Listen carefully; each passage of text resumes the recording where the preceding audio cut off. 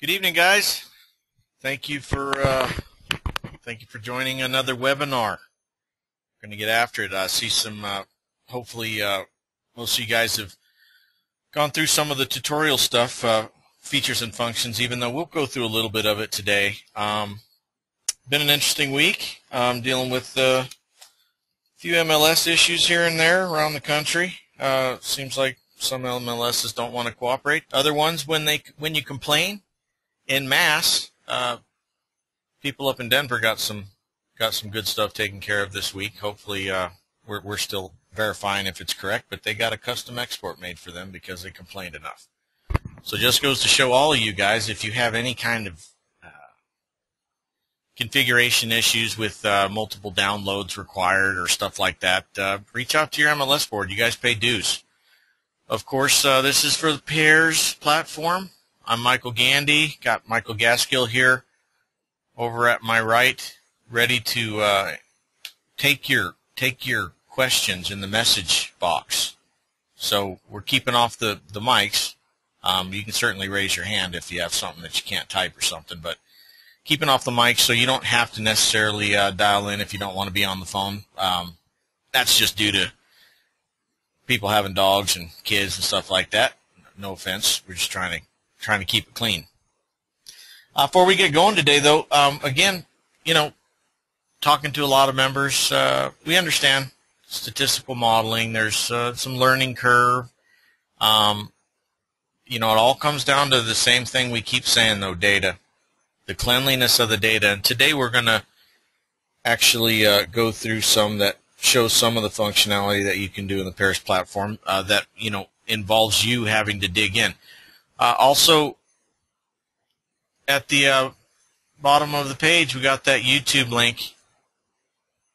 I believe this week we got you a little small, tiny quickie for how to create custom variables if your MLS doesn't support a certain field that if it does, of course, we would have mapped it, or if you have a field and it's not, you certainly could reach out to us at support and we could map it. But so we show you how to take your data, create custom variables, or the same process you use, guys, to clean data. Now, nobody wants to clean data, especially in a big data situation. Unfortunately, what we're finding is a lot of MLSs, for whatever reason, they don't have very good standards for entering data. They seem to leave a lot of gaps where they please, and it's a little frustrating for the members, because if you want to truly get good analysis, you got to go through the data and clean it, which is time consuming. We're trying to, if you have a fairly clean, standardized rule set in your MLS and your data's good, you don't have to do the cleaning so much. Maybe in those certain cases where you have some anomalies or some certain items that are not typical, you might have to. Anyways, there's that video. So we've got a ton of other ones. I mean, got that live webinar from January 31st. That one was wild. We had a real nasty custom where I did a scenario modeling. I solved for lot, build it into the model. Got 2 weeks ago. Actually, that I might be wrong. Did I say that wrong, Michael? Was it this? You know what, guys? We got so much content on here, I'm losing track. I believe February 7th is the custom where I did the scenario modeling. I solved for lot. Show you how I did it. Show you the Excel to back it up. Plugged it in. We lit up everything like a Christmas tree. Went about our business. Just watch them all.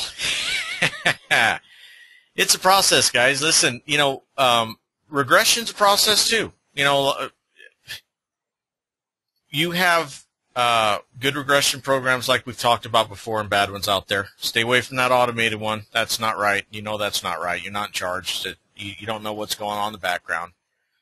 But that being said, even regression, if you want to, start playing in that ball game, you also need to get some statistics going. So you need to really get some knowledge about what's going on with your confidence factors, things like that. And at the end of the day, in your typical regression platform, you're not going to have the flexibility you have with pairs as far as scenario modeling, priming adjustments, all that stuff. And you know what? We normalize your data. I know it's a pain. Those mappings took us a long time on some of you. We do extensive amounts of field mapping, so you're wondering how come we're taking that much data and stuff like that. But that's because we give you the ability to test. You may never use 90% of that stuff, but you want to test for, houses in, an area with a community pool. You can. And if you're not mapped yet, please contact us. I think everybody here is mapped. I'm not certain, but if you're not, please reach out and let us know. And that's just support at GandySoft.com, and we'll get you mapped and get you running. So of course, everybody's enjoying we're still running the Paris Free for Now program. So at least till March 2nd, and then we might think about sending you a little email and letting you know that we're getting ready to get it together. Giving you as much time as we can. It's a process. I was talking with some industry people today, this week, here at the Coalition of Nevada Appraisers. And at the end of the day, you guys need to be cognizant that the human brain is more powerful than any computer that's out there. Matter of fact, you could daisy chain a bunch of them together and it can't compete with your brain. So you subconsciously and intuitively get used to different things. All you have to do to be good at pairs is engage. Just continually engage, not accept what jumps off the page, not be afraid to adjust your tolerances, not be afraid to test a hypothesis of a variable or look for collinearity. By doing those things, and certainly we're not expecting you to take a foray into losing work or spending a lot of time, but it's a process. I mean, the more data, the better, always. But even in those dicier situations with limited data, once you get your feet wet and you get your statistical muscles worked out, you're going to dive into those and be able to slice and dice statistically supported stuff. You'll be what we call that ninja, and you'll still make mistakes. Listen, I wish I could go back to analysis that I did just as little as 6 months ago. And I'm sure that in another 6 months I'll say the same thing about the ones I'm doing today. So it's just a process with anything. At least with this platform, you get a goofball number that's wacky. You don't have to accept that. There's things you can do to mitigate those, to change your variable list, to work on tolerances, explore your data, and we're going to get into that a little bit more. But, we had a few people, and I don't want to keep mentioning it every time. Well, maybe it is. It's really important. Analyze your market, not your comps. Now, there's this data in a lot of cases for a lot of you, depending on the area of the country that you live in. You can't go into the process trying to just use the data that you're going to supply for your 1004MC. Remember, guys, you're being asked to show comprehensive statistical analysis of a market environment. You're not being asked, hey, take that 1004MC data and chop that up statistically, because you're getting down to a smaller pool. Unless, at times, if your submarket is healthy and robust, that might be fine. But there's a difference between, like we keep saying, math and statistics. Math is not statistics. Statistics is math-based, but they're not synonymous with each other, which is just saying math, well, here's my paired sales. And that's fine. There's nothing wrong with just paired sales for adjustment support, stuff like that, but you're not going to provide anybody with a comprehensive statistical analysis. And we're going to keep acting like we're running around in the end zone doing a touchdown, because our platform is just the most flexibility you're going to get out there. Don't let it scare you. Remember the rules of thumb. Don't look at the first things that jump off the page. Realize that, garbage in, garbage out. If the data is not highly correlated, you're not going to get good results with any method that you use. It's unfortunate as appraisers that we don't want you to have to spend an hour cleaning through your data. In some parts of the country, it may be necessary. We got a whole bunch of people in the country that have 0 lot sizes put in. You know, stuff like that, you have no choice but to clean the data. So somebody just asked, and thanks for asking, by the way, that message is there for you guys. Michael's going to feed me the questions. Someone just asked, how many data points do you need to get credible results or reliable results? So the answer is unknown. And the reason I say that is because we've had situations of as small as 13, actually 5, highly correlated sets of data. The big house was the high sale, the small one was the low one, and we've gotten great results with 5 and 13. We've had sets of data with, I just did one today with a wonderful person out of Connecticut that deals with, you know, a couple $1 million houses. And we had 74 records, and we were getting garbage until we got, you know, hardcore and applied some excessive filtering to carve out some of that data. And that was just because it's just a matter of the quality of the data. So there's no limit. There's no number. What you do when you usually get more properties is you allow the central points of value to drown out the nasty things on the outside. So it ends up going out in the wash without you having to do a lot of heavy lifting to clean your data and get it smooth. So I don't want you guys to think that you can't get any statistical data points out of, you know, a dozen.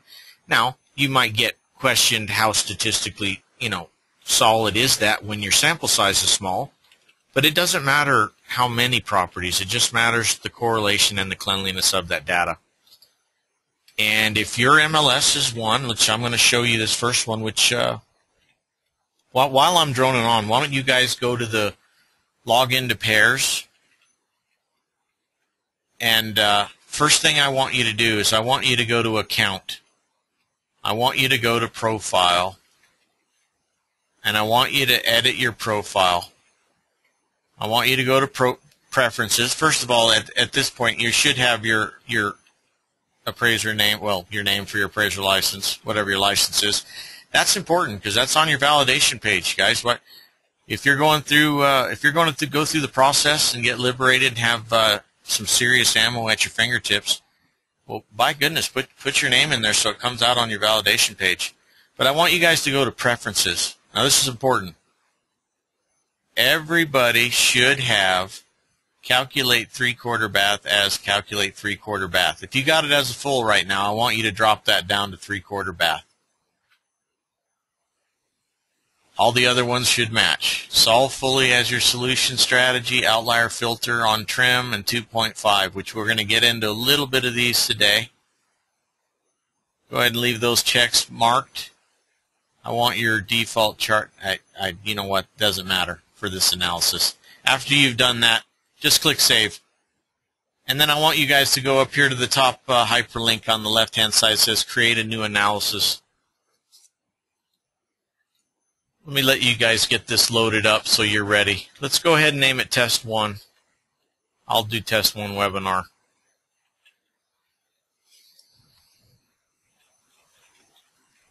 It is a single family. And it looks like I did this on February 15th. I give him hot off the presses. Did it on last Sunday. So I want you to click Save.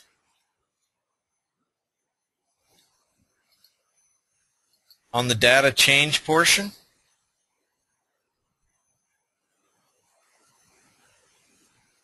I want you to click Upload. I want you to make sure your source says Greater Las Vegas Association of Realtors. That's important because I'm giving you Glaver data. So make sure it says Greater Las Vegas Association of Realtors. On that drop-down box, you have the choice. Then you're going to click Upload, and I want you to upload Test 1 cleaned with remodel. And I'll give you guys a second. Don't worry, you're going to get a chance to talk here. Once your data's tabled and indexed, just go ahead and click Analyze Pairs. I don't care if you're staring at what's on the page or not; doesn't matter. But we're going to go into it a little bit more here. So yeah, it comes down. We've got a lot of people in parts of the country where Chicago, for example, I mean, empty fields for lot sizes, empty fields for livable area. And guys, when you can see that in your data if you go to the variable and then go to the stats tab. Now, if there is a variable that is missing, such as the defaults, livable area, lot size, it will exclude those properties from analysis because we don't know, what data should go in that field. So, we've had quite a few people from some areas that have loaded up 150 properties. We're high-fiving each other saying, oh, no problem, we're going to get some good numbers. And literally 120 will have empty field for lot size, so there will only be 30 in the pro platform that can be analyzed for analysis, which that's unfortunate, but it's almost like, well, you're going to have to dive in and supplant the information wherever you get it, tax records or whatever, in order to get your data normalized, to get your data cleaned.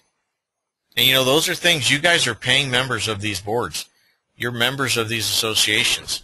If you get tired of pulling your hair out and you're in one of those bad areas, you need to be screaming from the rooftop. Get in touch with your MLS board and let them know that this hokey stuff needs to stop. There needs to be some kind of standardization of minimal fields that need to be in there from public records as far as lot sizes, livable area, break out the basement correctly, things like that. You have a little bit of power. So, just so you guys know, so you got my screen up. So I want to take a trip into my MLS. I'm going to log in. I'm going to show you this appraisal that I did. And we're going to do the analysis. But that analysis that you did, it was cleaned. And I'll tell you why here in a second.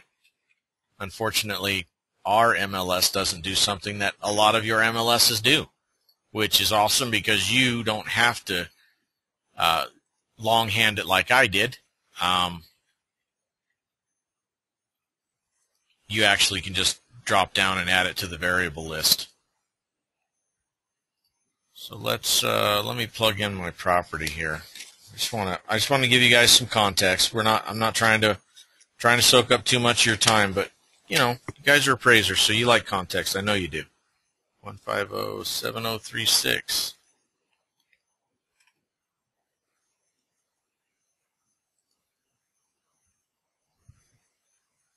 So here's our test case, guys. 2394 Liberty.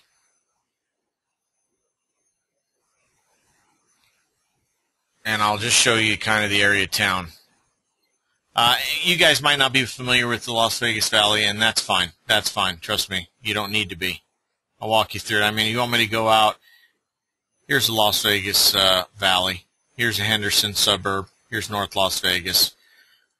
We're kind of in an older part of town, a little bit urban. I mean, you got downtown over here, Strip. So, we're probably 3 miles off that. So it's definitely urban. 1960, I'll get that ready for you since I don't want to. 1968 year built, I believe.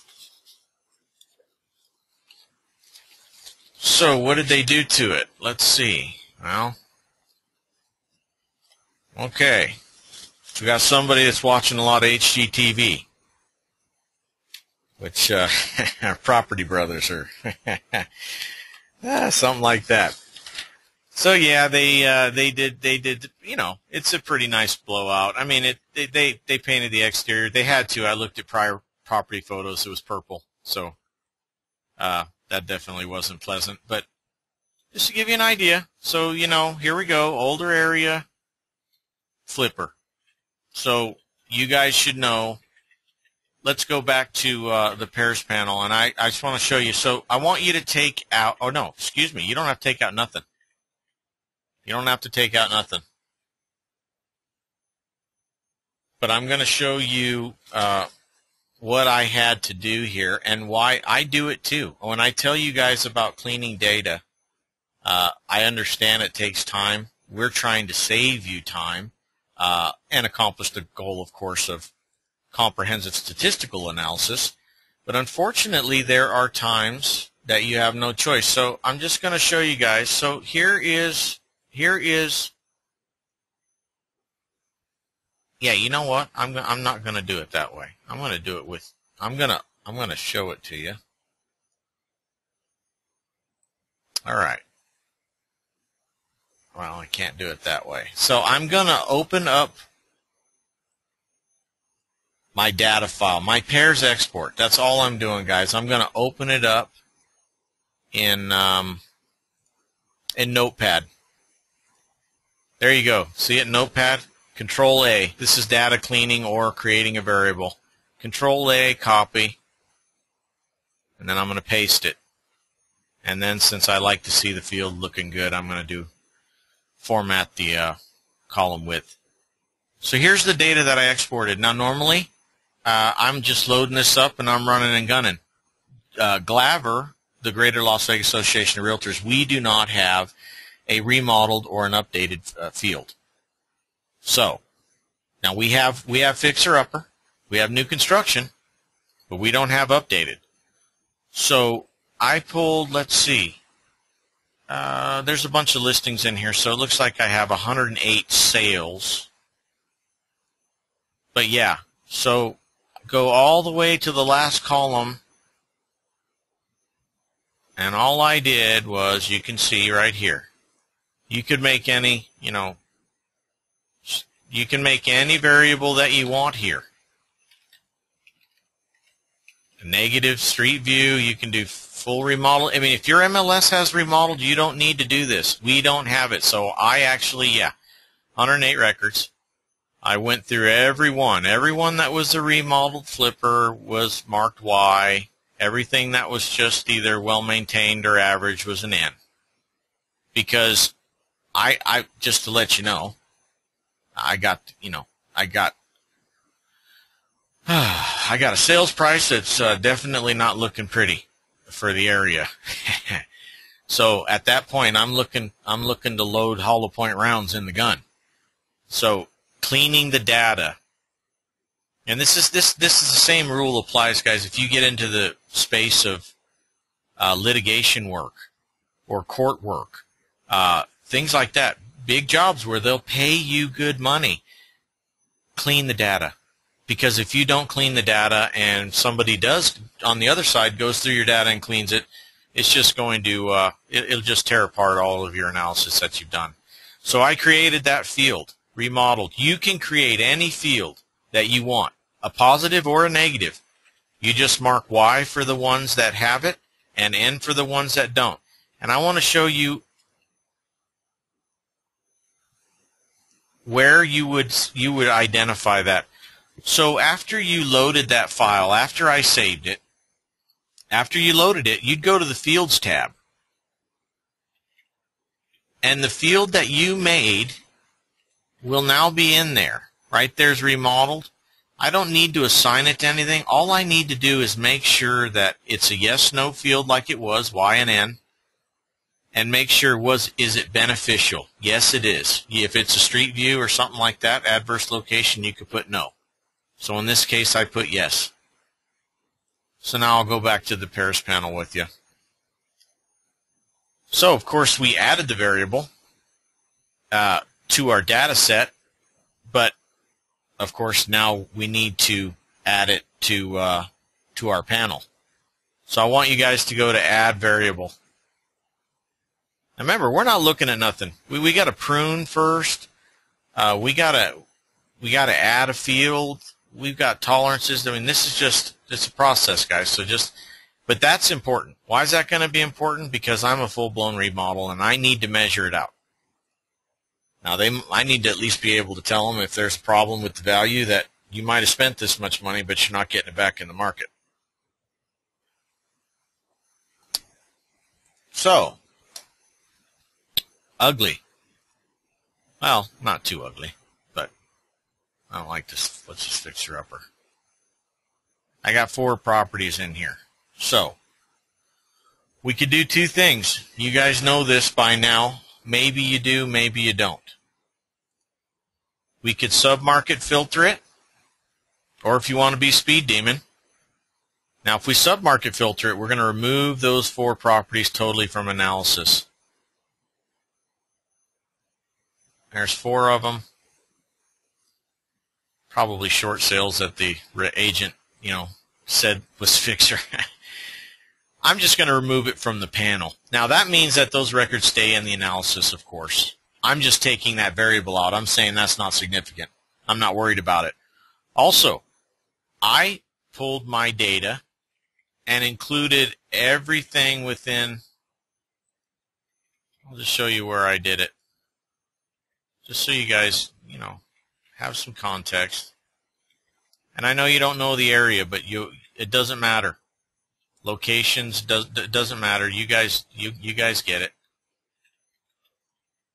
So when I pulled my market area, I pulled everything because, I only had 108 records.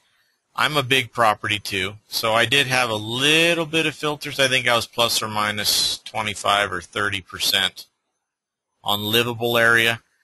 I think I went healthy on age. Excuse me. Desert Inn's where I stopped. I went healthy on age. And because I was limited in data, I included 1 stories, which no problem because, again, we can add it in there. Yeah. You ever wanted to add in, compare a 1-story to a 2-story? How much more money do you get? Yeah, you can do that, guys. Now, that obviously, if you're starting to look at what's just jumping off the page, you're going to get scared and say, well, that doesn't seem right. Gated. I don't think there's anything in that area that's gated, first of all. I've been here all my life. Yeah, 1 record. That's probably an agent, that just put gated because they've got a gate in the front driveway. So I'm taking that out. And this is a process, guys. Now, we're starting to look at this stuff, okay, let's look at like the main one that I need to be worried about so far. Okay. Oh, by the way, somebody asked me how far back in time that I went for this data set. We can check the market rate because it'll tell us how far, and you can tell that I actually only went back a year.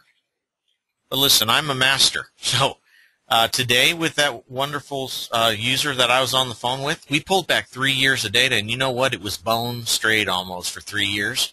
So it was awesome. Now, the data didn't work out awesome. It was 74 records that was just high amount of variations between it.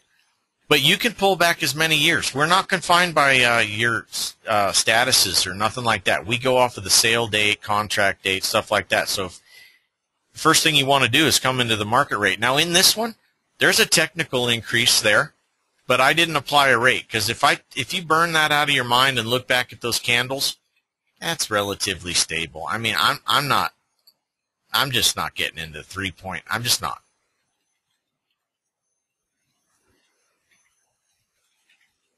You can look at a technical trend line any way you want. And that's, you're in control. I had it weighted. That's how you're supposed to do it. Take off weighted. Doesn't matter. So I only went back a year. So right off the jump, though, now here's one that I brought up specifically this week for you guys because I've been telling you that in thousands of data sets we've done, typically we've seen a pattern of if livable area is a primary driver, for example, we've seen a pattern that typically, in a lot of cases, the livable area adjustment will end up somewhere in 50 to 70% of the sales price per square foot, the median sales prices per square foot, typically. Now, you get into, like we're into now, an older area where, there's not a whole lot of variance, there's not a whole lot of contributory value for that extra square footage. It's more the modest home. So the base is bigger. When the base is bigger, obviously the components get less. But still, there's some things that, bathroom, I don't like that. 1 story, I know, older house or not, I'm paying more for a one-story. But, we got the standard default tolerances, 2%. We can go in the stats tab and kind of look at the variations of the data.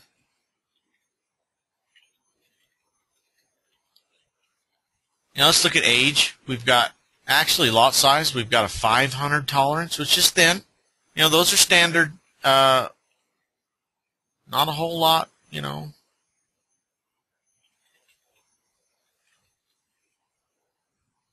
And again, year built. Only 4 years. That's your standard. So when you get in older properties, of course, expanding this out, you get into more modest areas, expanding these out. I mean, if you've got a boatload of data and you're in a newer market, hot, you might want to have tighter tolerances if you get better results. But again, you're in control of the model, guys. We give you all the tools to do what you want to do. But let's look at the stats on year built, 1960 to 1983, with a plethora of 1963. So 4-year tolerance, pretty light. So I don't like one story, and I don't like bathroom. Garage bay, I know everybody's back flipping right now. We got $5,000 on there. Everybody loves to see that. But the first thing I'll tackle is, I tackled livable area. I think I went to 5. I just opened up the carburetor. So go ahead and put 5% for livable area, not just 5, but 5%. I'm sorry, I keep forgetting you guys are following along.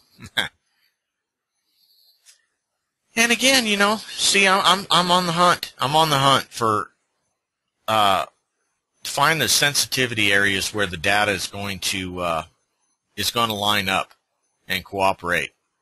And obviously, that's the trick with multicollinearity, or collinearity, I should say, in a multivariate environment. That's what we have to deal with. There is no push a button. And I keep going back to that automatic one. That push a button thing is, it's just not, it's not credible.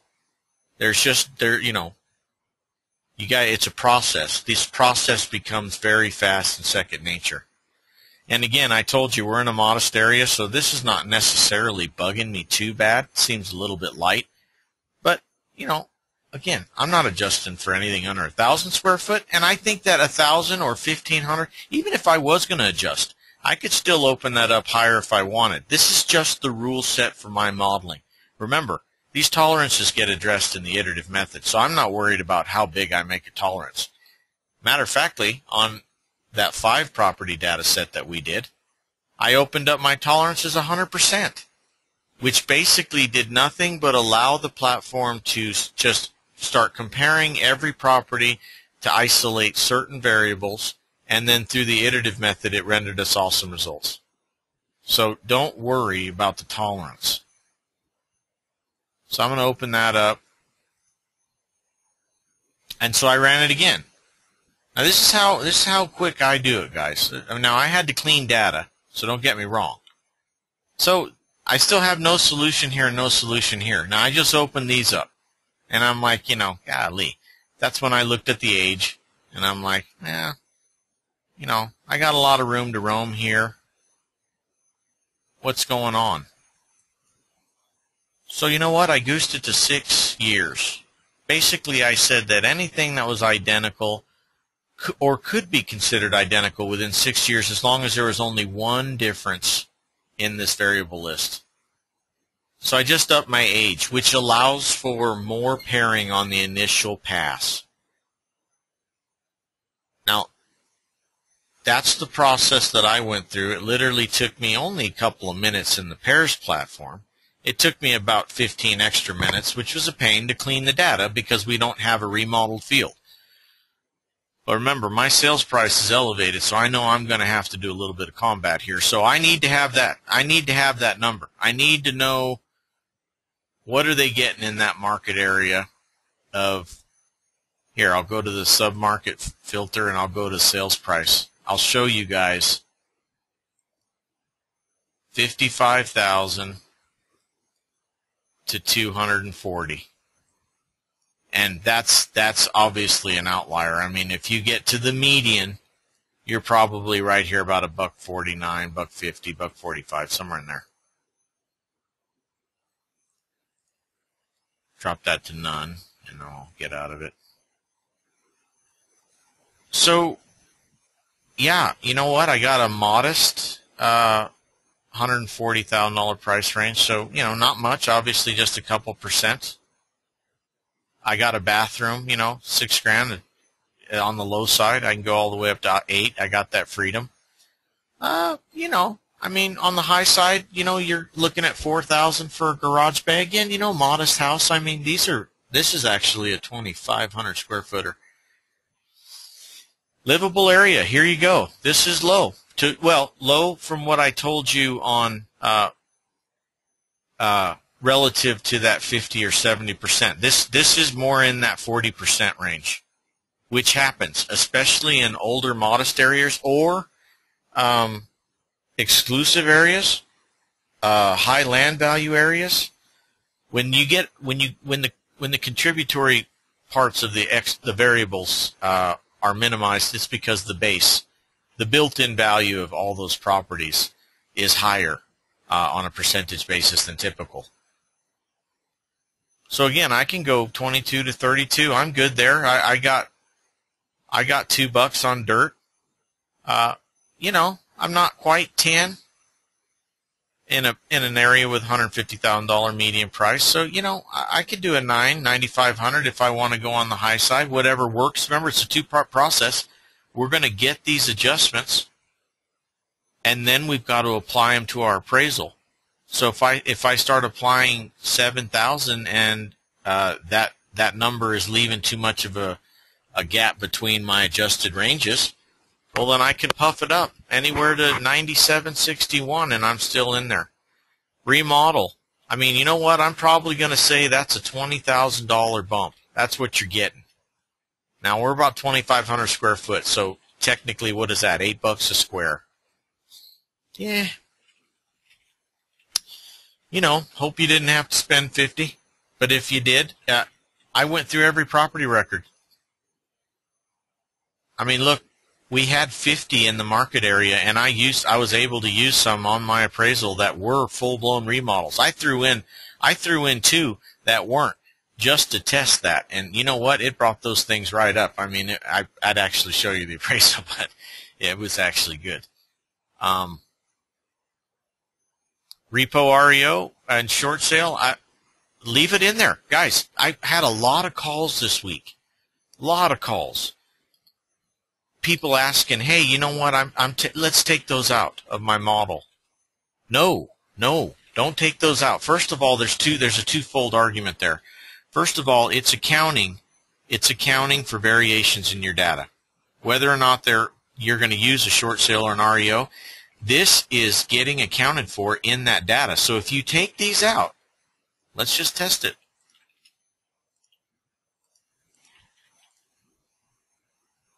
Let's take them out. Short sale and REO, none. Well, hold on a second. That's because I had that messed up. I got to fix that.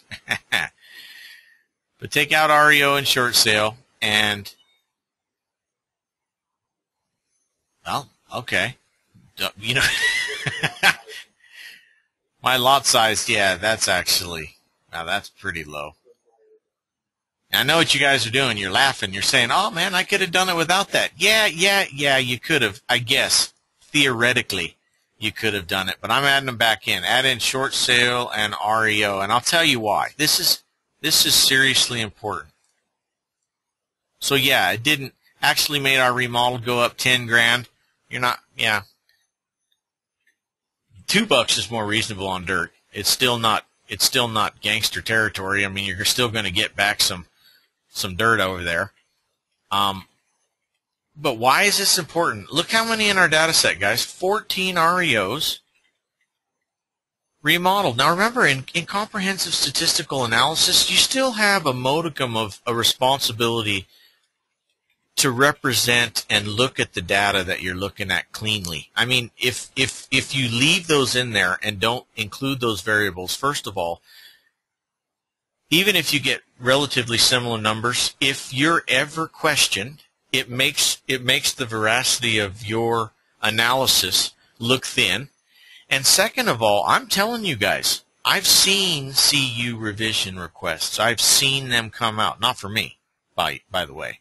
I got friends at Fannie Mae. I know what CU does.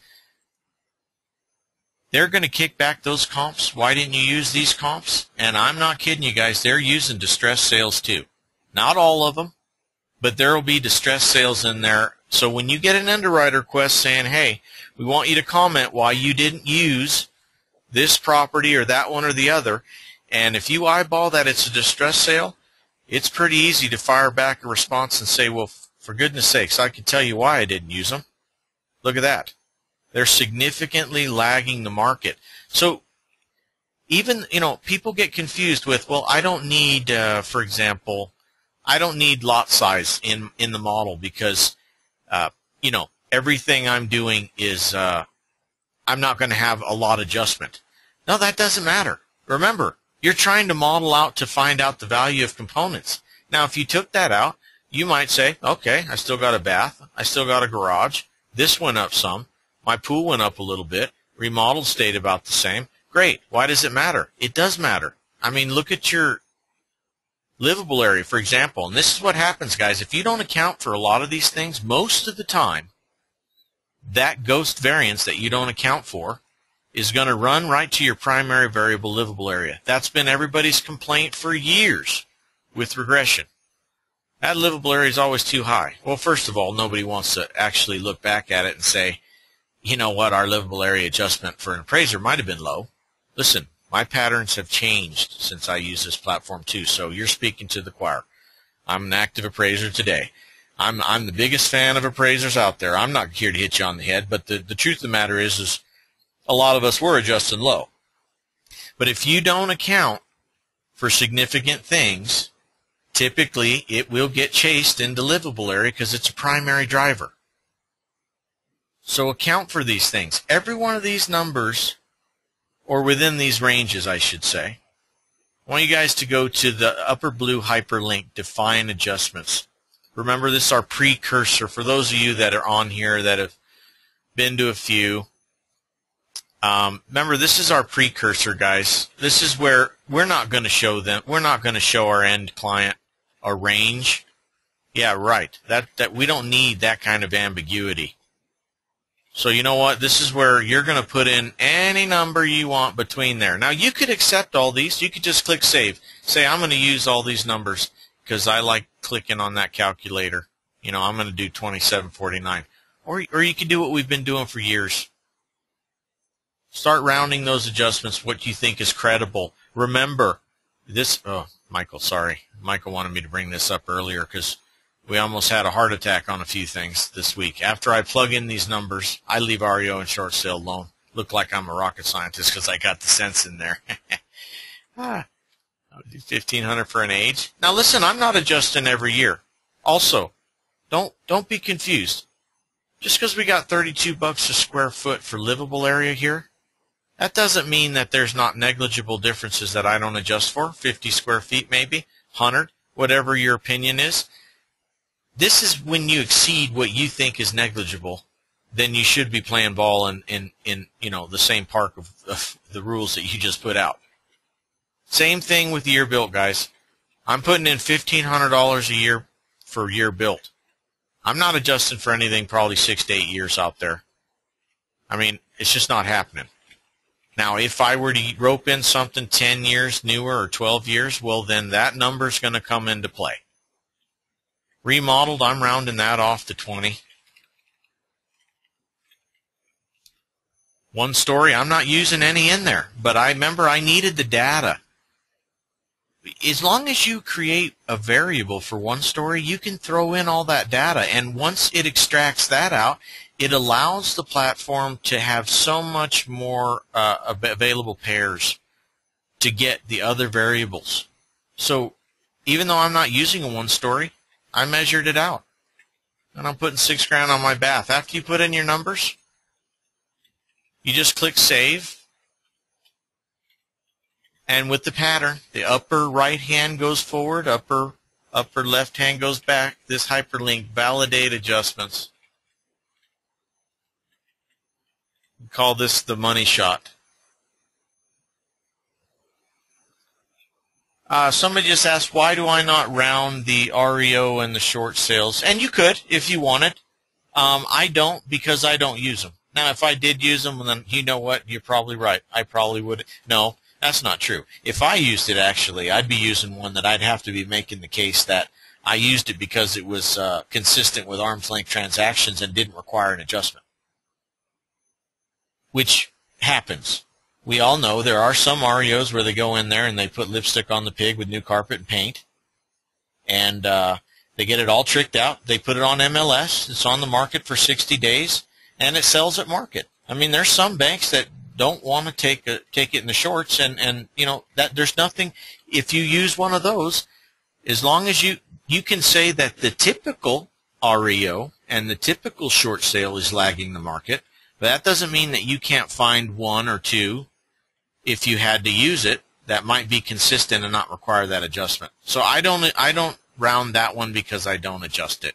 And I like having that number in there because you know when you put in something that precise, you're not even getting a phone call. Michael's laughing right now because nobody even wants to call you. If they see that kind of, oh boy, he figured it out to a penny or she figured it out to a penny. And again, all personal choice. Now, you know we've told this a million times. Our PDF and PNG function is not working. It doesn't need to be. Go to that YouTube channel. If you're using Chrome, you need to use Chrome if you're not. If you're using Chrome, because our analytics, guys, are provided by Chrome. Google. Somebody asked, why do I round the others then? Because those ones I have to use adjustments, and I don't like playing around on a calculator. And remember, you know what? So don't get too hung up. And I understand this is, you know what? And I appreciate the question. I want you to keep asking those questions. Let's go back to that precursor page. So anywhere, remember, guys, we're doing statistical comprehensive analysis, a comprehensive statistical analysis, I should say that the right way. In statistics, I'll show you statistics right now. I'm going to go back again. You have statistical support. There's not a finite number. Now, in most regressions, I should say, most. Some of them give a little fungy room, but most of them you get a number. You're stuck with that. That's what your number is. Remember, statistics. Look, you got 20 records right now between 25 and 3,000. We've got 18 between 3,000 and 3,500. So if you want to talk on statistics basis, we've got statistics that support any number for the most part between them. You could have statistical support outside of these, but this is between the central points of value for your overall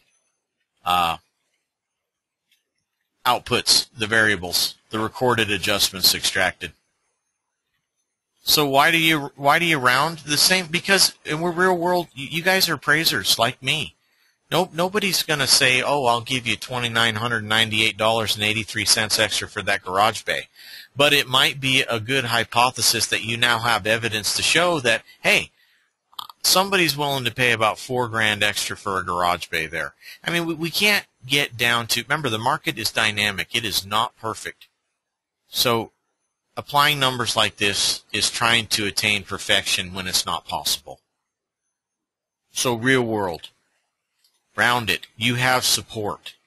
Now, if you go to apply these adjustments, and let's say $32 brings your big comp down too far and your little comp up too high, you can back it all the way down to 23. Come back here and change it to whatever number makes your appraisal look the best, because it's a two-part process. We're not saying anything wrong by saying that to you either. I don't want anybody to think that, oh, I can use whatever number makes it look the best. Yeah, as long as it's statistically supported, you can.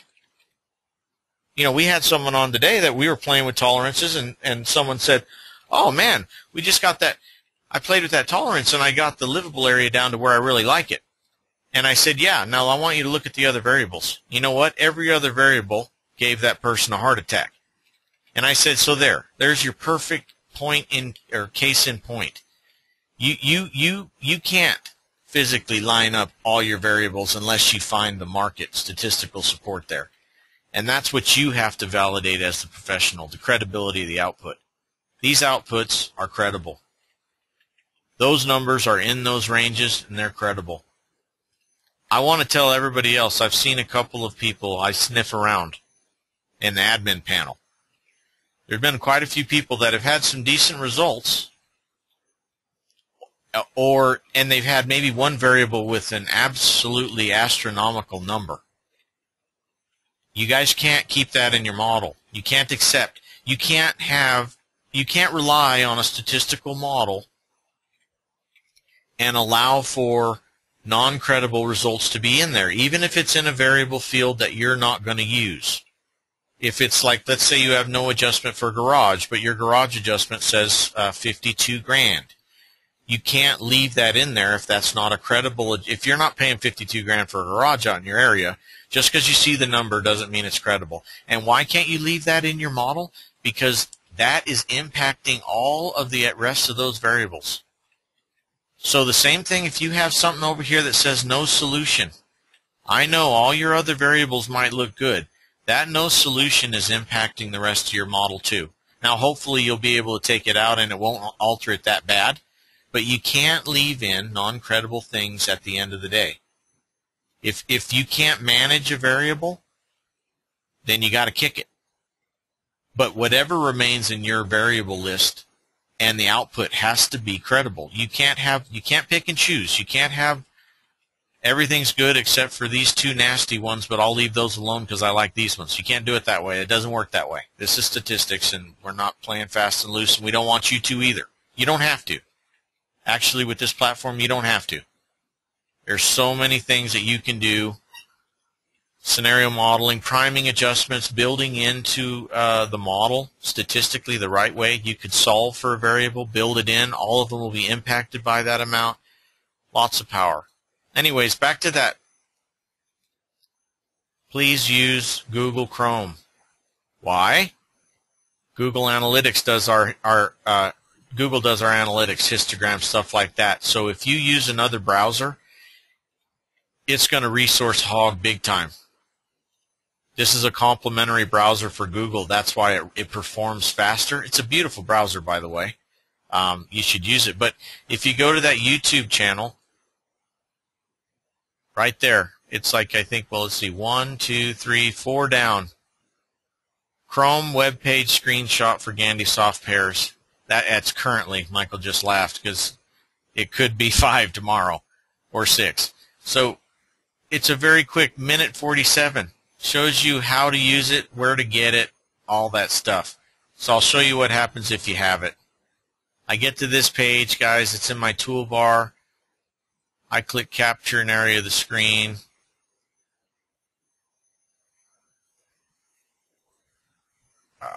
Well, if I know how to do it correctly, misclick, yeah. And I highlight this. Now, I want to copy it. I right-click, copy it, and boom, I paste it right in my folder. This has all of your this has your whole rule set for your model. This is why this platform's awesome. What kind of outlier filter you applied, which was trim 2.5, all that does is trim 2.5% evenly from the low side and the high side for your outlier management. Any market rate, which we said it was stable. Your effective date, the day you did the analysis, the number of records, the tolerances, your rule sets, 5% tolerance for livable area, the number of pairs that went into that number, 5,116 pairs went into that livable area adjustment. Nobody's going to argue with you. You got statistical support. 2,856 pairs went into that $4,000 garage bay. 2,856 pairs. You know how long it would take you to do that by hand? If you could do it without math errors? And that's all they're going to notice is how awesome this looks. They've got statistical data point and your number, no low and high. Now this is what you put in your report. Now the blue upper right hand hyperlink view report, yeah, here's what you want for your work file. This is your get out of jail free card. Now provided you accepted credible numbers. Now I can't help you there. If you leave in that $50,000 garage bay in an area where it's worth 6 or 7, well, you know what's credible and what's not. But here's got all the statistical data points: the low, the high, the range, the mid-hinge, mid-range, mean, median, tri-mean, a ton of statistical. All of your rules set. This is important. This is your roadmap. Your variables are all down here that were in your model. Why is this important? Because with that data set, under this set of rules, you can recreate these values statistically time and time again using this method, which is paired sales analysis and the iterative method, which is nothing more than glorified use of the word algebra. Now, it's a little bit. We got some rules in place, so we don't let you rely on one pair, for example. That's another thing. Somebody might see adjustment says, well, man, I have a garage adjustment that says $4,000, but it says no solution. Might only be based on one pair. We don't let you statistically rely on one pair. That's not statistics. We're back to math. That's paired sales. That's math, not statistics. So we do have a minimum threshold of adjustments that you have to solve for in a variable before we'll allow the iterative method to proceed. But very important, don't leave not one. Now, you know what? We're not done with this. Now, we did 106 records here. 1, 2, 3, 4, 5, 6, 7, 8, 9, 10. 10 variables. We solved for 10 variables, guys, very credibly. Now, I'll tell you that the majority of your regression platforms out there will tell you that you need a minimum of 150 to 200 records in order to solve for 10 because of the arbitrary confidence factors that they have to deal with and stuff like that. We don't have that problem. We don't have to worry about a base. Every property's got a base. We isolate variables and we solve. Yeah, even if they do, yeah, that's Michael was just saying that in the back of my ear. So yeah, even that's the other thing with regression. Listen, we're not opponents of regression. You want to use the tool, that's fine. But you know what? When you start putting in your analysis, maybe you get an adjustment on something. But it tells you right next to it, clearly not significant or whatever, or the R squared is low, or the confidence factors are not there. I mean, technically, if you're trying to play apples to apples and use regression the way it's intended, you're supposed to remove that variable. You may like that number. We don't have to deal with that confidence. If we get solutions that are credible, then you can keep them in there. So I want to move along to the next one here, but I'm just gonna go back. I just wanted to show you really quickly. People say, well, what about we just did it with the wonderful lady in Connecticut. She's actually a mad appraiser. I mean, she's awesome. She does hand sets of paired sales, and I mean lots of them. And I was actually questioning her a little bit because 26 years, I know how long it takes to do it actually properly. And no, she really does it. So we had really bad results in 4 variables only, and one of them was bathroom.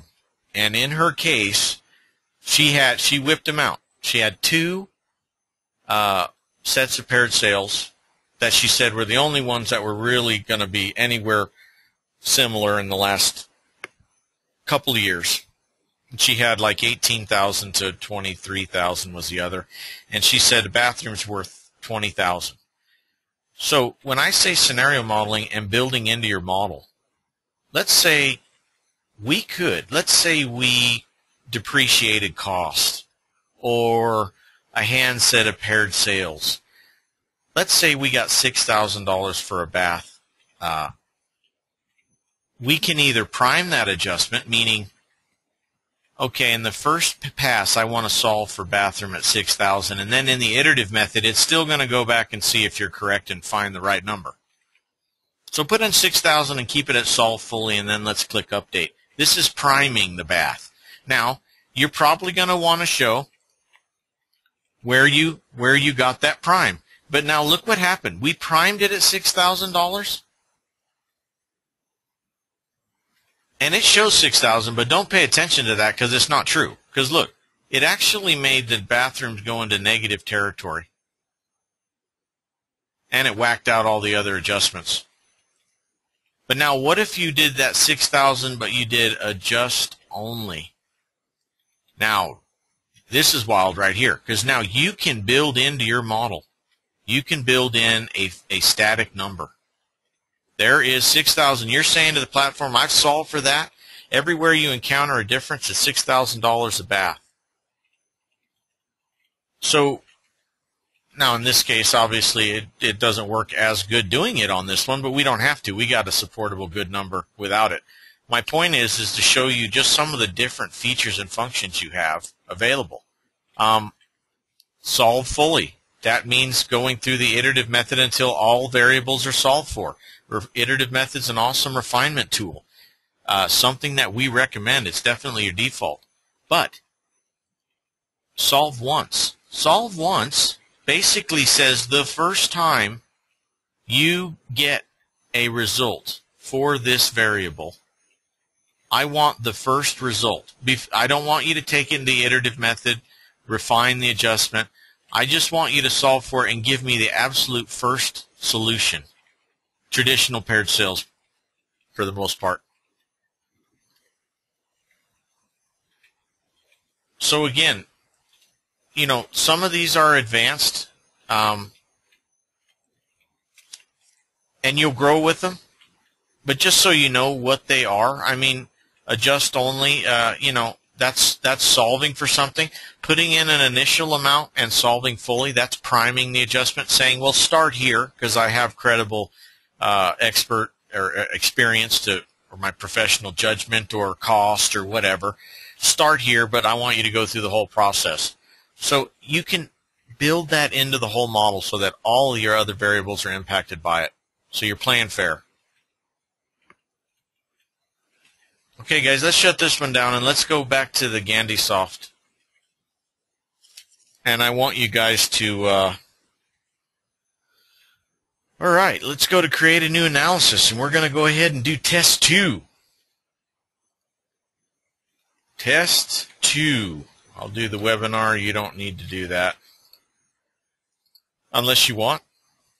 Single family property. Again, what date did I do this in? Golly, I didn't do a lot of prep time. I'm sorry. Bear with me. I did this on the 16th, Monday. So we just did Sunday, and now we did Monday. Single family, yes. So let's save that. We're going to go to the Details tab again. Change. Again, make sure your source says Greater Las Vegas Association of Realtors. I want you guys to click Upload. And I want you to upload that data file I sent you that's test2.txt. Once your data is tabled and indexed, just go. We don't play around much in here. You can look at it a whole lot better in the submarket filtering. So let's just go to Analyze Pairs and let's get going. Effective date was February 16th.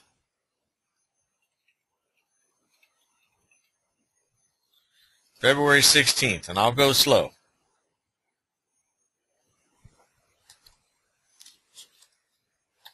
So this was a fun one that I just did. Actually, it's not fun. This is actually just your easy peasy standard. And you know what? This is the one, if you guys get the opportunity, it never works that way. We're appraisers. We don't get to pick and choose for the most part. But if you get an opportunity to, if you get free time, if your work doesn't, if the files that you're getting is not cooperative, I want you to try to go after and tackle easy markets that you have a lot of homogeneous data. And the reason is because if you start off on the easy ones and you get your feet wet, it's like riding a bike. You can, what was your analogy the other day, Michael? Michael said, I think you can learn how to ride a bike on a main street in traffic, or you can learn to ride it in a meadow so that when you fall, you don't kill yourself. And that's the same thing with anything. So with this statistics, there's a learning curve. Start off with where you can find larger sets of data and homogeneous property sets, because you'll understand. You can then play and massage more and find your balance spots a lot easier than jumping right off the rails and going out after that 23 property data set. That is not bad necessarily, but if you get that 23, that's there's not a lot of correlation. You're going to fight. You're going to fight regression. You're going to fight any method you use. That's the point.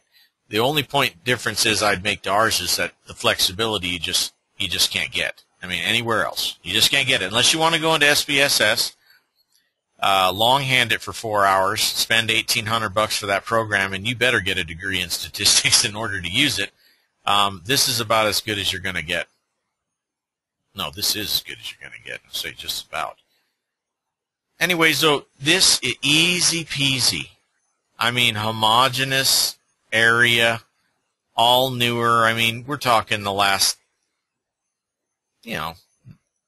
probably 20 years. A lot of them are the last 10 years. This was one of our bubble areas of new construction.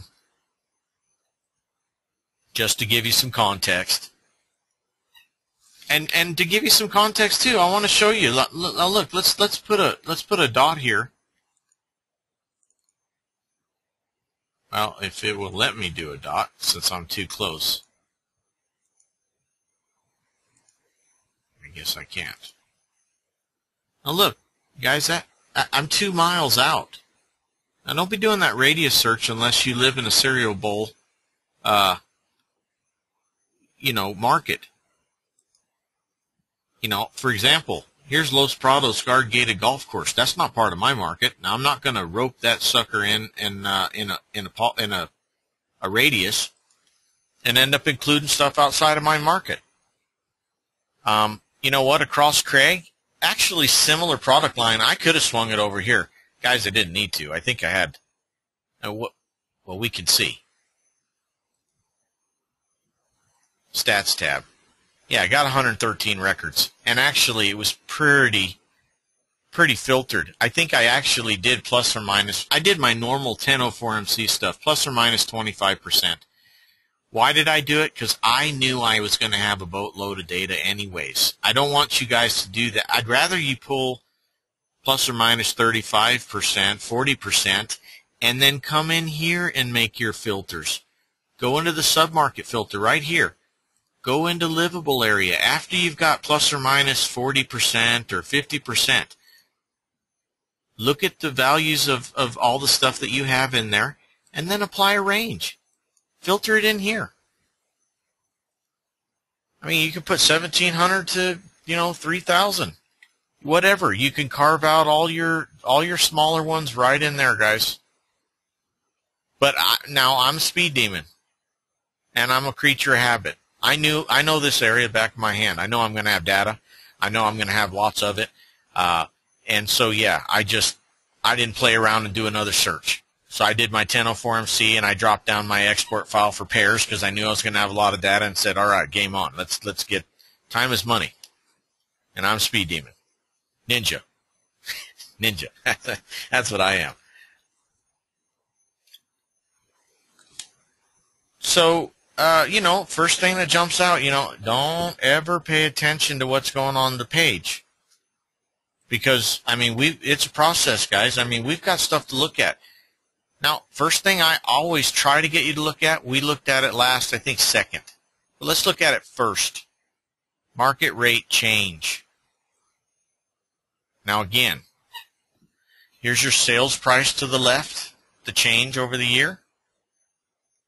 And you can change, if you like a different view, go ahead. That's fine. You want scatter graph, whatever. Trend line will be there. Here's sales price per square foot. Now you can look at the different periods. Got a few options there. We got more of this coming for you. So I'm on board that this is an appreciated market. Now, here we go. Somebody's going to ask me, why would I round? Well, okay, here we go. Now, you know, if I say this is increasing market and I'm applying a time adjustment, I'm going to do it on the straight line basis. I mean, as an appraiser, that's what I do. I mean, I take, you know, whatever percentage divided by 12 months and I get a monthly. Or I might apply that for up to a half month usually. But so I could accept just by applying that number. But I'm telling you what, I don't like working on a calculator. I don't. So I'm putting in 7%. 7%. Now, what does this do? This goes into your data set and says, okay, the annual rate of appreciation is 7% for the year. It's going to break that down to a daily rate. It's then going to go to all of the properties in your analysis, and it's going to apply that daily rate from the contract date to the effective date that you selected, just like you would do if you were adjusting a comp. And then it starts to extract out the differences. So it adjusts the properties for market conditions. Now, it does it on a straight line basis. Like I said, figures out that rate, or takes that annual rate, gets a daily, and applies it. This is why it's important. If you're in a tougher market and you can go back 2 or 3 years of data, or two or 3 years and get data because you don't have much data, you can do it as long as the rate of appreciation or depreciation is fairly stable. What I mean by that is if you start to get a lot of peaks and valleys, run-ups and then crashing down and run-ups, the straight line method doesn't work very good in that. Now, we're working on handling that differently going forward, but right now we do the old school standard straight line basis. Now, unadjusted days. So, again, let's say that it's 7% for the year, but the last 3 months has been pretty stable in your opinion. You could change that to 90 days. That will tell the platform any property contracted within 90 days of the effective date does not require a market condition adjustment for time in order prior to extracting out the adjustments for the variables. Now, I'm leaving mine at 30 for this thing, but good call. I mean, you could, that's why sometimes we pulled someone the other day from a location where we pulled 3 years of data, and the last year was pretty stable, but the 2 years preceding that had gone up about 5-6% a year. And so what we did was we applied that rate, and we put in 365 days unadjusted, full year. So that meant don't touch anything that contracted within a year of the effective date. Everything over that, apply it at this annualized rate. Pretty basic. So once you've applied your rate, 7%, 30 days, non-adjusted, click Save. And that's important to start there.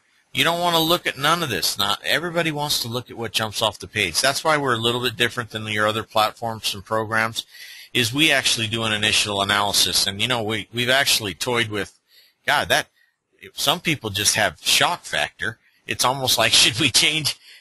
You know, we try to give you at least a jump-off point, but a lot of people are you get nervous, and you can't get nervous. Now, I just was talking with someone the other day that got nervous as all get up the first time they saw it, and now they're calling themselves a ninja. I mean, they've been doing it for a month, and, you know, they totally laugh at how their initial reaction was.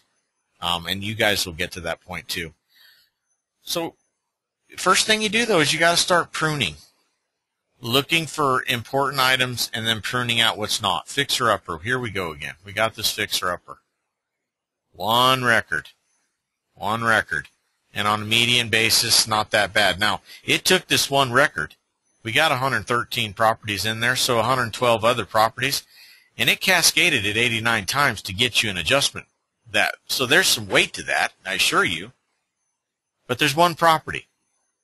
So, again, Do we want to take it out of the variable list altogether? I mean, I'm looking at the sales price on a median basis. It's not that lag. It might have been a short sale. The agent was trying to justify why they sold it so short. And again, if it's one record out of 113, I'm not too worried about that statistically altering my data that bad. So I'm just going to click Strategy, None, drop down to None. I'm going to remove it from the variable panel, but that means it's still in there for analysis for the other items. I'm just saying that's not a significant factor anymore. Now, alternately, we could have gone over here. I could go into the submarket. I could go to Fixer. And I could click No. And that will remove it completely from analysis. But again, there was only one record. It's not going to impact it that much. I'd rather manage it. I want the record in there for analysis. I looked at the stats on it. It wasn't that off a market, so I don't think that number was credited. I'm going to leave it in there. I'm going to roll with it. So again, I got no solution on gated. Okay, here we go. Now, you know what? I know this area again. Not too many gateds over there. What do we want to do? Well, look at the gated. On a median basis, the gateds are actually selling for less than the gate, or the non-gated. So, do you want to take it out? It's obviously not beneficial right now, at least under this set of rules. But there's 19 records. I don't want to be lopping off all my records, because if I get a lot of variations or whatever, all I'm doing with the smaller numbers is I'm making it harder on myself. I got to dig in a little bit more. And it's not even hard. I mean, comparatively to other things that you really say are hard. But again, it's 19 records. I mean, that's 15, 16% of my data set. I'm just going to put none. It's obviously not showing it's a beneficial, so I still want those properties in there to measure out additional variables. So we start looking. That's a little high. 8,200. Yeah. I mean, this is just to give you some context. Let's go back to the submarket. I just want to show you guys. Let's go down to sales price per square foot. Sales price per square foot. Let's go to the median. Okay. $87. That's about our median. So I know typically 50% of that's $43.50. I know that typically, I'm telling you, after thousands of analysis, guys, if livable area is your primary driver in a market area, and that's a big if. I mean, if you're in San Francisco, like I said before, and you're dealing with $3 million view of the bay, you're going to have different percentages. But if you're in a typical tract environment where livable area is your primary driver, typically you're going to get somewhere between 50 to 70%. So that means I'm on the hunt, or not on the hunt. Let's not say it that way. That doesn't sound right, actually. Let's say I'm in my mind, I'm expecting to see somewhere between $43.50 to $61. Somewhere in there, 50 to 70. Once in a while, you get down into the 40s, and as long as your other variables are credible, you're fine. But again, I've got those standard defaults. Garage bay, that's a little high for this area. I mean, we're in an $87 square foot area. Let's look at the stats tab. I got 22 records with 3-car garages versus 91 with 2 cars, so obviously 2 cars the predominant. I'm a 2-car, by the way. The median is significantly different. However, I will tell you that, remember, I did plus or minus 25% on square foot. So we went from 1,700 square feet up to, let's say, 28 or 2,900 square feet. So I'm just letting you know that the smaller properties are the 2-car garages. So There's some correlation there that you can get, but you got to remember that most of this number is going to include a bigger house, so it's going to get offset some. But I still think that's high in my opinion, and that's what it all comes down to, guys. Remember, no matter what method you use, you, the professional, validate the credibility of the output. You guys got that robo-computer that Fannie Mae's using beat all day, every day. You are a professional. You know how to define a market area. A computer doesn't. You validate your results. Nobody validates that computer's results. It spits out a $35,000 garage bay adjustment and says, well, it's significant. It looks like it's good. And they run with it. You know, as a professional, that that's not credible. So as long as you have stuff like this and employ things like this in your profession, guys, fees are going to go up. You're going to get treated differently. I'm not saying it's going to be overnight. Unfortunately, it's going to lead to a few of our peers that don't want to engage in either this method or a different method. We're just entering a new day as far as communicating transparent results. But I got news for you. If you guys dig in and use this, it will become second nature. You'll spend on average a minute, 2, maybe 10 on the hard ones, 15 if you got a clean data. But when you send that report out the door and you put that in there, your validation page, and you've got your work file and your data, there's nothing more liberating when you go to bed at night, because nobody wants to get into a fist fight with somebody that's got this kind of data. Fannie Mae's not going to. Even if their model disagrees with you, that's going to go to triage. The live person's going to see your stuff, and he's going to say, the appraiser is right, the model is wrong. Stamp off, move on to the next one. Now, again, if you leave in that $53,000 garage bay adjustment, you're leaving the crack open for him to say, yeah, well, the credibility of his analysis is in question now, or her analysis is in question.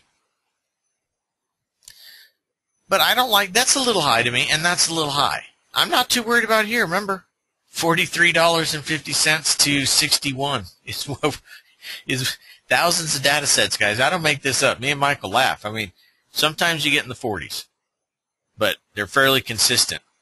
You know, this is a little high to me, and that's high. This is a pretty modest area. Right there on the cusp of North Las Vegas. Nah, I'm not liking $350 a square foot. Pool, you know, that's fine. I'm not too worried. We live in the desert. You do get, in a lot of neighborhoods, you do get, you know, relatively good amount back on a pool. But again, these are my standard defaults. Now, I always start on 1. Why do you want to start on 1? You don't want to do the shotgun approach. You start manipulating every tolerance at the same time, and you don't remember what you did. So you do want to at least look for sensitivity in one variable first, and then start to move on to the other ones as a complementary tool with what you've been doing.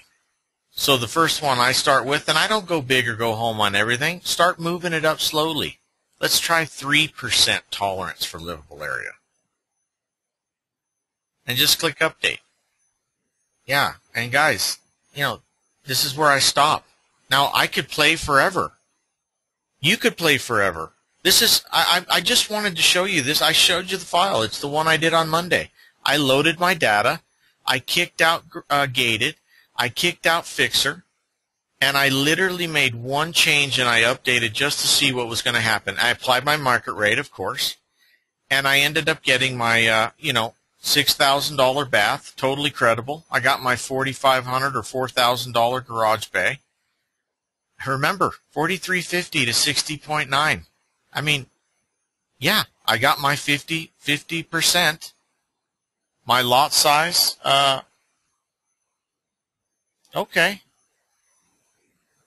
I might have to go $2.25 here.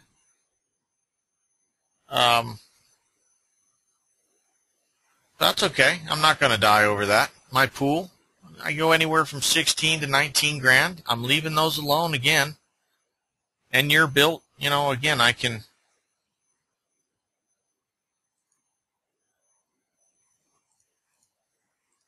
you know what? I had something in that filter, guys, and I'm taking it out because I do remember that I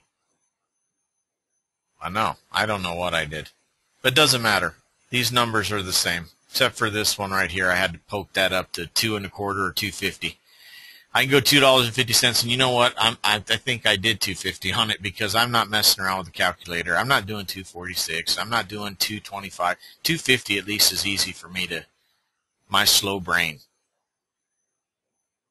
But that's how easy it was, guys. I loaded my data. I pruned out 2 things. I applied my market rate. I pruned out 2 wacky variables that were one that fixer upper. I didn't need that in there. I didn't need gated. It was obviously counterintuitive. It was showing negative anyways. And then I changed my livable area 3%. Why? Because to me, my bathroom and my garage were a little bit elevated. So all I did was I applied a little bit more of a tolerance. Now, I'm not going to touch this. We could play all day long. Look, we could go in here and say, hey, you know what? Let's test a spa. Let's test a spa. Now, remember, this spa is a tertiary squirrely variable. Once in a while, you get a nice number. Lots of times it disappoints you, makes you want to punch your computer. Michael laughs because he tells me to test it all the time, and I always tell him that dang spa is usually. Now look at that. See, he's laughing over here because he wants to slap himself on the back. Because actually, if I wanted to go, now I think I probably got a. Well, now hold on. Let me be fair. Michael's laughing. He said I did this, so I'll put back the 2%. Because I just want to see, because I don't like that. Now my bath and my garage are too low. But let's just put it back to what my standard would have been, because if he gives me the numbers, he's going to make me eat crow for a long time.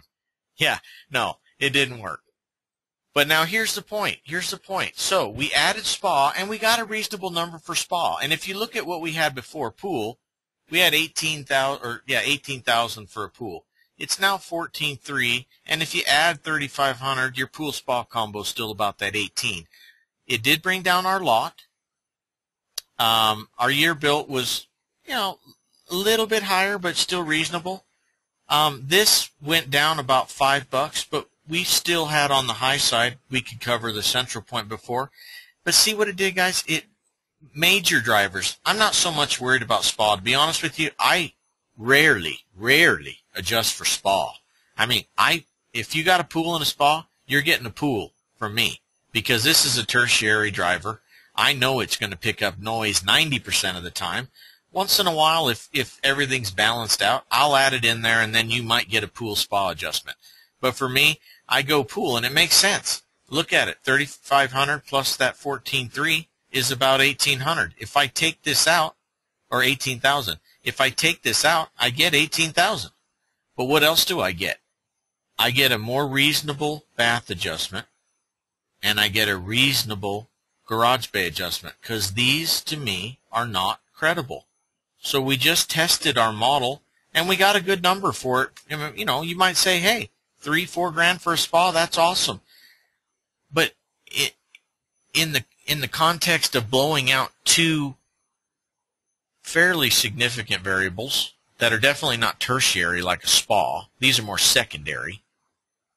You got to ask yourself, that's not one we want to deal with. So put none and update it. And remember, most of the value from that spa scurried into the pool anyways.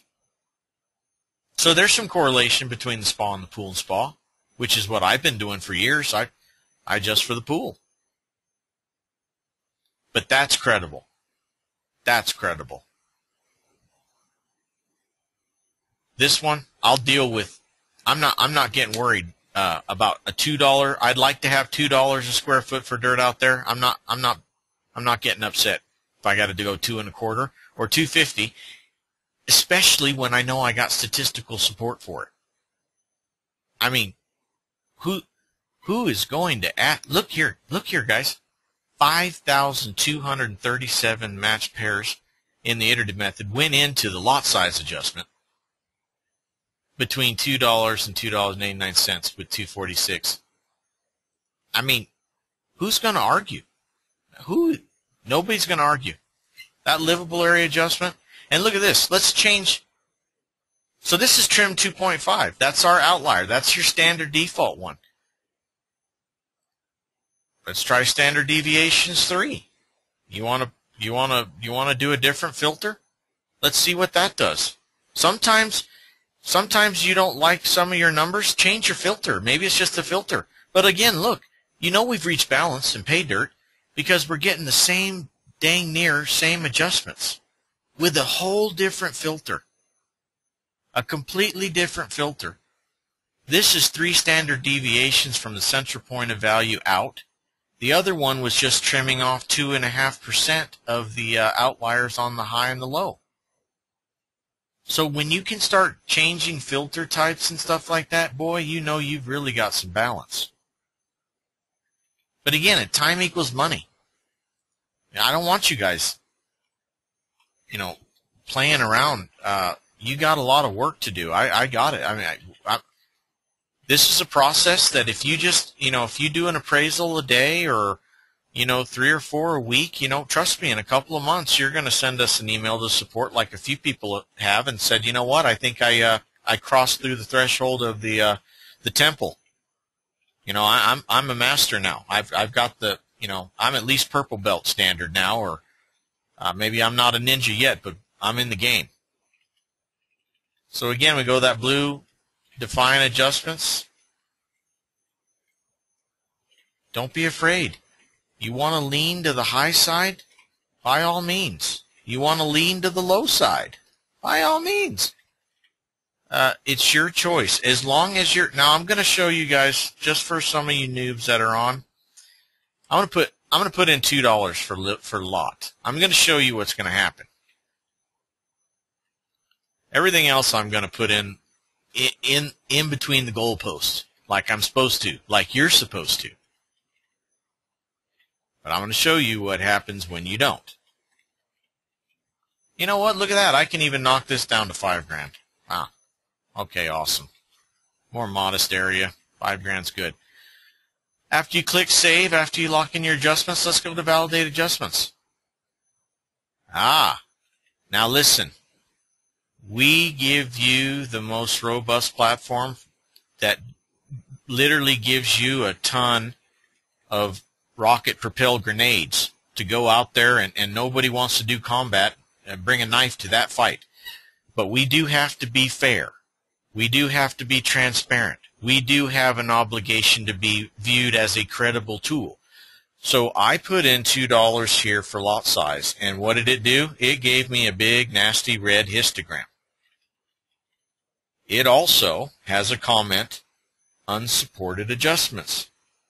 Now, why is that? Well, it's either a good way to alert you that, hey, you might have fat-fingered an entry, you might have made a typo, or you're playing fast and loose in the numbers, and the end user's going to see this. So if you see that big red thing, of course, you're going to go back and say, okay, I made a mistake.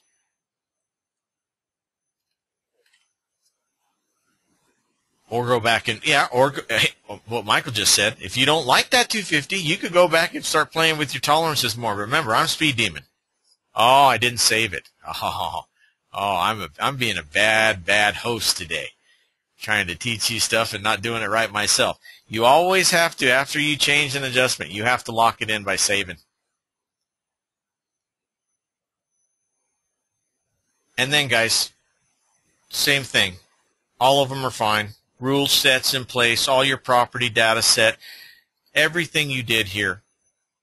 Communicate to the end user, histogram, number of pairs, tolerances you used, the number that is statistically supported in that model, not range, just your number.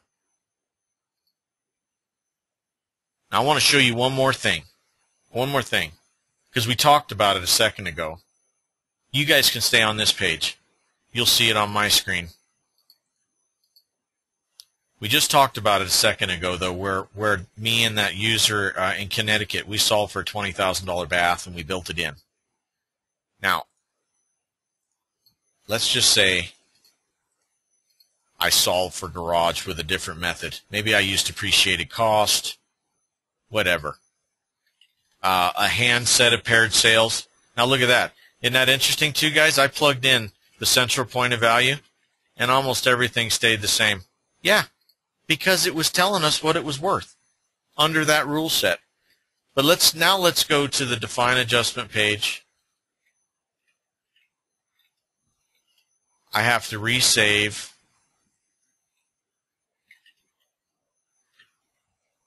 Is everything within the goalposts here, Michael? Or okay, never mind. Go to validate. Now, guess what happened? What do you get when you get that, people? You get a green box. No histogram. Can't be a histogram. You supplied an adjustment. Now, it built it into your model.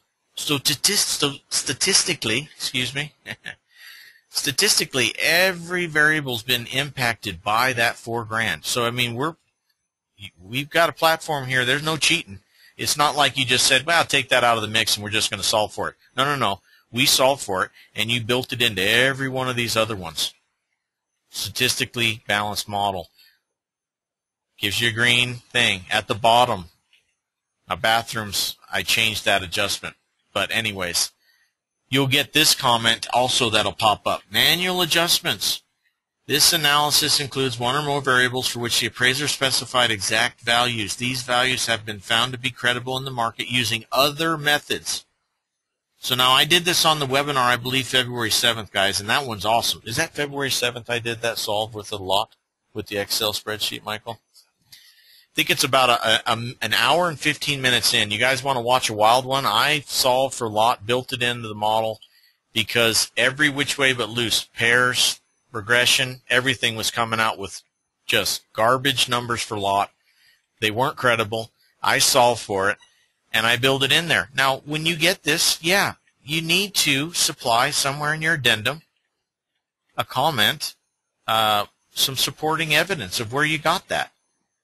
I mean, if you're just guessing, it's better to take out the variable. Don't guess. Either you have support for it or you don't.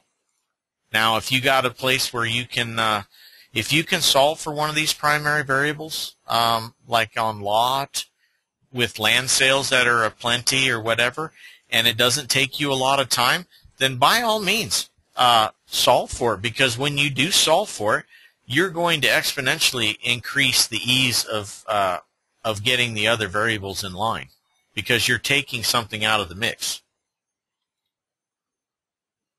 So I don't want to discourage you from doing that, but when you do it, you know, the second step is you need to show where you got the information, and that's fair. So again, we went to our define adjustment page. I saved them. It's all good. And we got to this point, and yeah, we could have played around. We could have played around and tried to, I'll go back. We got a few minutes here. We're not going to be able to get into another one, so let's go back to you can just click on your test 2 yellow link up there and go back into the pairs. And we could have played. I mean, time equals money. We could have tested like, hey, let's what does 5-year tolerance do? Meaning I'm allowing a 5-year difference between properties in age for the sole purpose of extracting out a different variable. Now, what did it do? It pushed up my garage again, it pushed up my bathroom, and it started to push up my lot, which I told you I wasn't that happy at $250. I'm certainly not $3 or $4. So in that case, you can see that allowing more pairs to cascade against each other, it's obviously there is a significant difference in that year built difference. It might only be one, but it's a sensitivity spot that you're finding in the data. But we could have gone into add a variable. We could have said, hey, you know what? Let's try fireplace. Add a variable, fireplaces, and click update.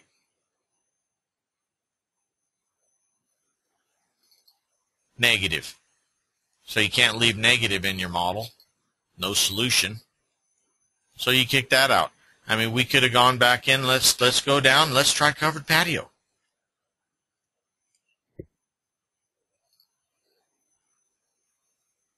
Okay, not a bad covered patio, but it blew out your bathroom. It blew out your garage.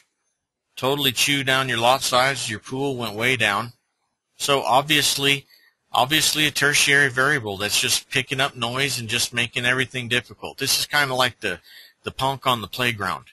right now. Here's everybody on the playground. Everybody's playing happy, and then you add this guy in there, and then you got a problem. So, no, kick it. None. Get rid of that. But you can do this. See, I don't do it once I get everything into the right lane. Boom, I'm gone. I'm speed demon. I'm not testing everything. Forget it. Now, if it's significant, like I did on that other one with the remodel, I'm going to clean my data, and I'm going to test it. And you're a professional too, so I know you'll do it too. I think appraisers are awesome. I think that we need to, we're just entering a space where you're being required to show comprehensive market analysis. I'm not here to scare you. I'm telling you right now, that computer, you don't have to be afraid of that thing at all. Now, you need to be pulling prudent comps, and I know they're very big on location. Now, that doesn't mean that proximity. That doesn't mean that you don't have to go outside of the closest ones because of reason. And if there's a reason, you might want to add it in your commentary of your addendum that, hey, I know you're going to pick up these 2 sales. They were fire sales or something, or burnout or whatever. It was a dump.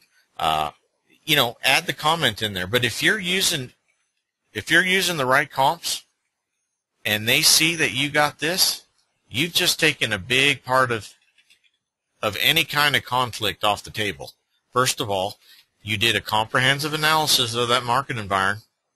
Second of all, you have statistical evidence to support your adjustments with a statistical model. That's the exact reason that you don't have access to see you as an appraiser right now, is because they fully admit that their model can be wrong. And the reason they don't want you to see it is because they don't want you to rely on it if it's wrong. So you guys don't have anything to fear. They can't get that computer on a stand to argue with you. You're the professional. We are, though, in a place where you've got to show some data. And trust me, it's liberating. Is there a learning curve? Yes. It's not that hard to do. When I made that comment at the beginning of the webinar about your brain being so powerful, even the person that thinks they're not smart, you do things as a human, in human nature by behavior. You get used to doing things intuitively. And if you keep engaging in this platform, you are going to become so proficient at it over time. And I'm not talking about 4 years. I've only been banging on this for 8 months. I'm a pretty smart guy, but I don't like to use a calculator. I keep telling you over and over. But there was a couple, when I first started, I literally spent 3 hours because I made the mistake of trying to feed in too small of a data set, trying to keep my properties within a 1004 MC, not stepping back and realizing that if you expand your market area on the low side and the high side evenly, you're going to rope in the dynamics of different submarkets, but different ones to the low and the high side, which are going to balance to your submarket, which is the central point of your data set anyways. And the more data you typically have, the easier you make it on yourself. I could get to these numbers with only having 25 or 30 properties. It might take me 45 minutes of playing and finding out where the sensitivity spots are. And why would I do that? Why wouldn't I just rope in more data, still plus or minus 25% in this case, because I have a good market area. So I actually have the same 1004 MC parameters, but I'm saying hypothetically. Make it easier on yourself. If you've got a one-story mapped in your MLS, if we've mapped it that way, then you can rope in 1 and 2 stories and just add in 1 story as a variable. And that way, it can still compare the 1 and the 2 stories to give you more data, and it treats the 1-story different design as a variable, which is all you're doing when you do a property that has a pool to none. You're just making a variable and identifying it and adjusting for it. But you guys are, we're all in this together as appraisers. And by God, I'm not letting somebody tell me a computer is smarter than me, and you don't have to do that either. So it's a process. If you can and you're in a market area where you've got access to a track environment or an area where there's a homogeneous set of data, condos or something of the like that you can get a lot of data to start playing with it, go ahead. And if you get in the area it's a little bit tougher, do your 1004MC one way and then go back in and say, you know what, I'm going to do plus or minus 35-40% on livable area. I'm going to open up my ages even more evenly to the high and the low side, because those are going to get measured out. I mean, look, I don't want you to think these tolerances don't get addressed either. Before we get off here, I want to just show you this, because people get confused. They say, oh, so you're saying 4 years doesn't matter. No. And I'm not even saying that this means that 4 years is the age, the difference in ages that I'm not going to make an adjustment. I might still say 5 years is negligible. So just because I have my rules set doesn't necessarily mean it applies to my adjustment practice. But let's look at the stats. So 1992 to 2009. So there is, obviously I'm not good at math. What, 27 years? Is that 27 years? 2009. Somebody's probably yelling at the computer right now on the other end. 17 years, guys. So I just want to show you. Let's put in a 20-year tolerance. Now, if what some people think, oh, that tolerance means it means nothing. When I click update and I have 20 in there, that means that age is not a factor, right? So we should get no adjustment for age. Well, let's put in 20 and let's click update.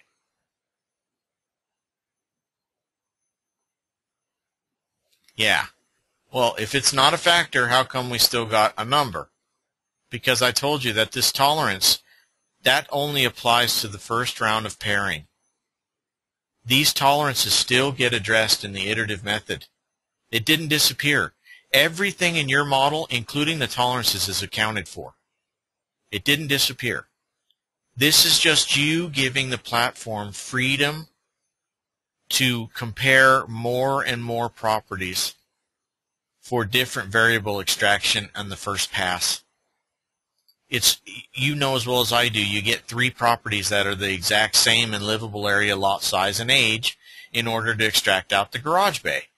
And you can't get statistics out of that. But if you give a little bit of wiggle room and you focus on different variables, the iterative method will still go back and address those tolerances. That's the beauty of the platform. There's so many things you guys can do here. You know, we give you all the tools. You just got to learn how to use it. That's it. Honestly, this flexible functionality, anything you want. And we're getting ready to add some stuff in there that's going to even make you smile more. But I assure you, you know, before we get off here, you get down to that page. And, you know, of course, provided you've saved your adjustments right, which I am just, what am I doing today? You get to that page, guys, though, and if I got red on here, I don't care, because it's not the point. The point to illustrate is when we get to that validation page, if you include that in your report, nobody's going to give you a hard time at all. Just make sure everything was reasonable. You might want a $5,000 garage bay, but you might play with that data every which way from Sunday, and it keeps coming out $7,000. Guys, my adjustment patterns changed. Don't be afraid to accept sometimes that an adjustment's higher than you've been using your gut with. That's okay, but as long as it's reasonable. Now, if that garage bay says $34,000, it's probably not reasonable. Don't leave it in there. But you put this in your report with your rule set, your model, and you've taken off, you've mitigated a whole lot of end problems that come back to you. Now all you're down to is the comps. So again, guys, we appreciate you coming. I want to tell you, just before we go, just remember, you know, right now, PAIRS free, you know, PAIRS for free for now, platform. We're not even going to think about charging you, at least till March 2nd. And then we might send you an email and say, you know, you got a couple weeks and we're going to turn on the switch. We don't know. We might give you a week. I don't know. You got time now. You got somebody that wants to use the platform. You know, hey guy, hey gal, you know, you want to look at this cool tool. It's there for you. Just get used to it. we've got at the bottom of every page, YouTube link. That's our YouTube channel. Can't stress it enough. There's a lot of content here. Webinars that you can follow along with, creating custom variables. That web page screenshot, very important. Remember, we just did that. I mean, our PDF and prints are not functional. And, to be honest, the reason we've put it off, guys, actually, nobody even cares about it after we found the web page screenshot. Everybody's like, well, I don't need to. You can print a full page with that. I'll even show you that. I mean, Michael wanted me to show you before we got off. So I'll go back to, let's go to the validate page on this one. Get Chrome. Our analytics are with Chrome. It runs better. It runs faster. You're going to love it. Get that web page screenshot. Look at this. If you don't, okay, so we can capture that area like I showed you the first time. Really easy. Drag the box up and down to where you want. You might dump it into Paint if it gets too long and it gets fuzzy on your appraisal. Maybe. Right-click, copy the image, paste it. Now look at the other feature you have. You click that and go all-page screenshot. This thing will crawl every page in here, include it as one, and then you have an option to save as a PDF. Print it as a PDF. I'll save it to my desktop. And we're dead space, so that's not going to work. Okay, well, anyways, I have a full page of that PDF now. Here's basically what it was, the exact whole page. So get that web page screenshots, 2 words. It's for Google Chrome. And again, you guys have all the power at your disposal. You just got to learn how to use it, honestly. Engage in the platform. Don't be afraid of those tolerances. Remember, they get addressed. Of course, sometimes if you got healthy data sets, more sensitive on the tolerance. If you got limited data and a lot of deviations in your property with some properties, you might need to expand on those. Just find the sensitivities. If you get tough data sets, drill down to your basics: livable area, garage, lot size, pool, year built, short sale and REO if you have them. Start off with your basics before you start testing things like gated or covered patios and fireplaces. Start off with your basics, get those dialed in, and then start adding. If you got something squirrely, everything else is good, but there's one, then you might want to start testing other variables, see if there's some linearity there. But we appreciate you guys coming. You guys can come back as many times as you want. And again, thanks for attending, and send us any comments you may have, and we'll see you next time. Bye-bye.